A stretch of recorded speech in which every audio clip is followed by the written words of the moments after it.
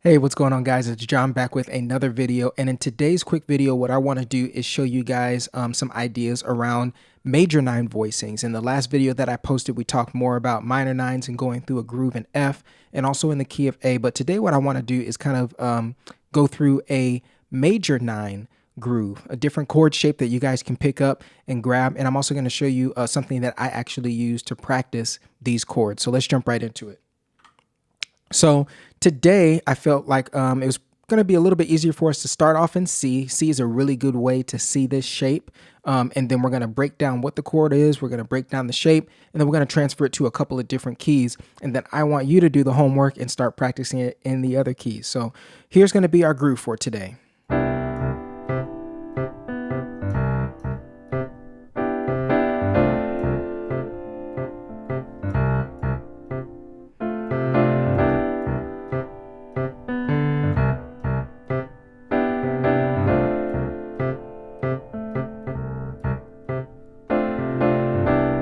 And that's it. It's just pivoting on those two chords, okay? And in this case, we're just pedaling on our one chord. Pedaling is when we kind of just keep our bass note steady while our right hand is still changing chords, okay? And in this case, we have two chords. We have this first shape and then this second shape, which is literally the same shape. We're just moving it down a whole step. If I were to move it down in half steps, it would look like this, okay? So this is going to be a very, very easy chord for you guys to grab, especially when you start taking it to the other keys, because literally all you're doing is taking the notes and moving them down by one to get to this one right here.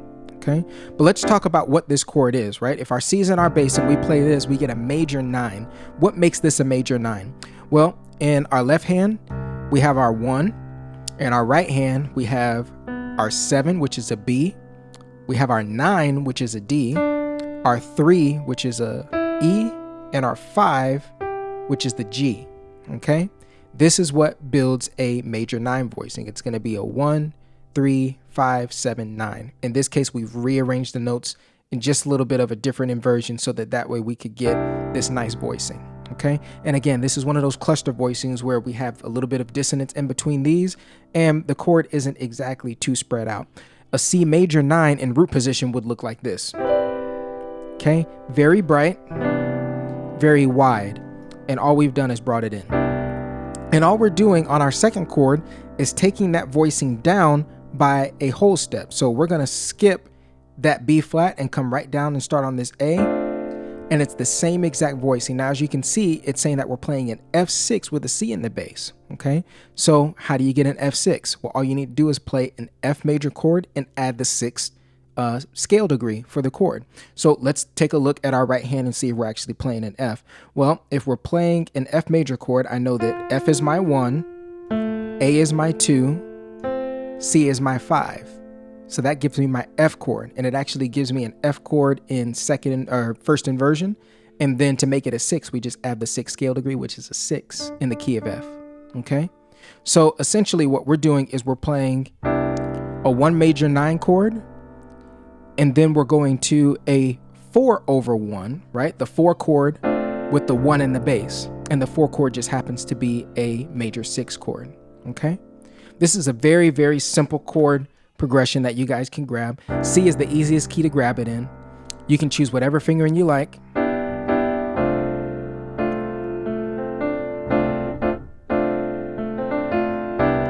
But how does this look in different keys? Well, let's go around the circle of fifths. Let's try it in the key of G. Okay, so here's how you're going to do this when you're trying to teach yourself this in different keys. That same formula that I showed you, we're going to try and do the same thing in the key of G. Okay, so we know that our first chord needs to be a major 9 chord. All right, so all we need to do is make sure that we have our 1 in our left hand, and then in our right hand, the inversion that we're playing is going to be 7, 9, 3, 5. Okay, remember that 7, 9, 3, 5.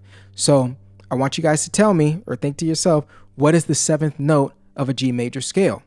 Okay, it's going to be F sharp. Okay, what is the 2 in G? You're going to have an A. I'm just going off my G scale, all right? If you have to pull up your scale sheet just to kind of double check and make sure, do so. Okay, the 3 is going to be a B. and our 5 is going to be D. And now we have our G major 9 chord, okay? Now, our second chord, literally all you have to do is take all of these notes down by a whole step. And when you're practicing this, so that way you don't have to do too much brain work, all you literally can do is just take these all down by one like this. Okay, and now we have a C6 in our right hand, right? So to double check that, let's make sure we're playing a C major chord with an added 6. So we have our 1 over here, which is C. We have our 3, our 5, and our 6 is always going to be a whole step away from our 5. So it's going to be really easy for you guys to memorize that. Once you have both chords memorized, then you just play through them over and over again until it feels comfortable, okay? So let's start back on our G major 9 chord. To the 4 with the 1 in the bass. Have fun with it. Do some arpeggios, get comfortable with it. You can even do that chromatic approach if you want.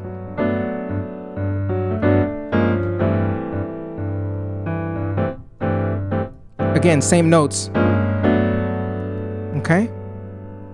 Another thing that I do, especially if you want to add that in the middle chord, what I normally do is I very, very slowly and methodically go through each chord very slowly, back and forth. Okay? And what this is doing is teaching your brain that pattern and that movement. Okay, we'll do the same thing in C, right?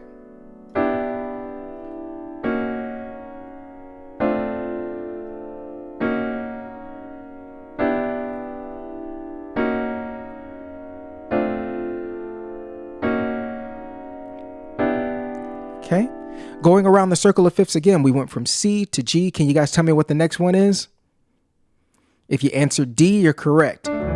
So we're going to do the same thing on D, all right? Same formula, right? So we're going to have a D in our bass, and then our right hand is going to play that major 9 voicing. And remember, that voicing was a 7, 9, 3, 5. So in the key of D, the 7th scale degree is going to be C sharp. And then you're going to play your 9, which is an E.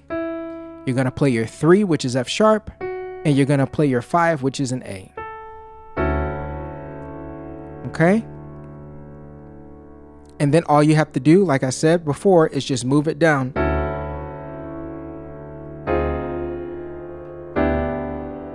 Okay?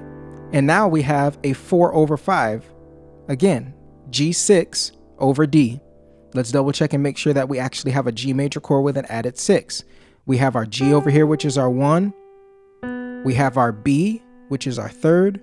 Our D, which is our 5th. Now we have a G major chord, and then we add this 6, which is right next to the 5.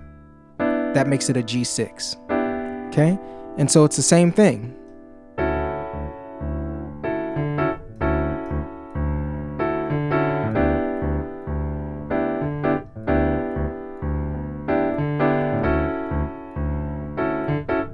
Practice the chromatic approach.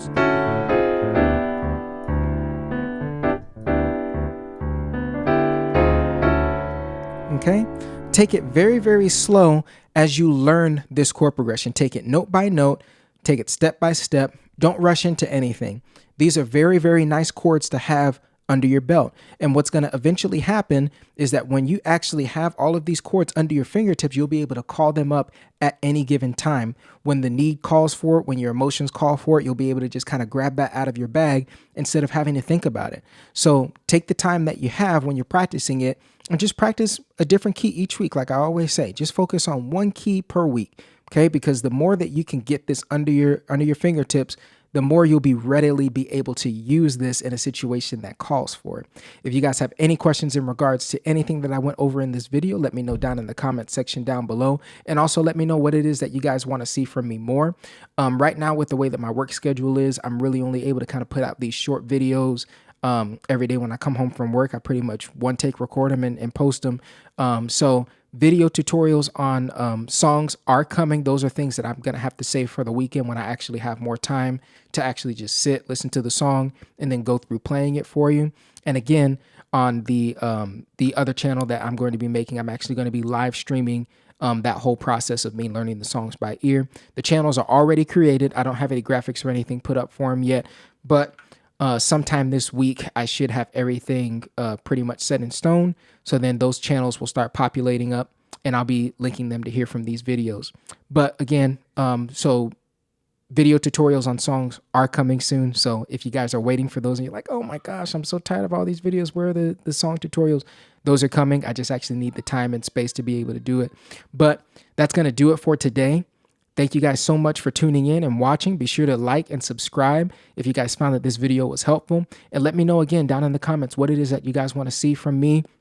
What are some things that you're struggling with? What are some things that you need help with?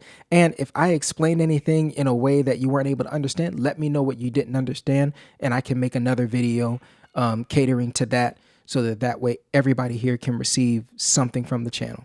Thank you, and you guys have a good one.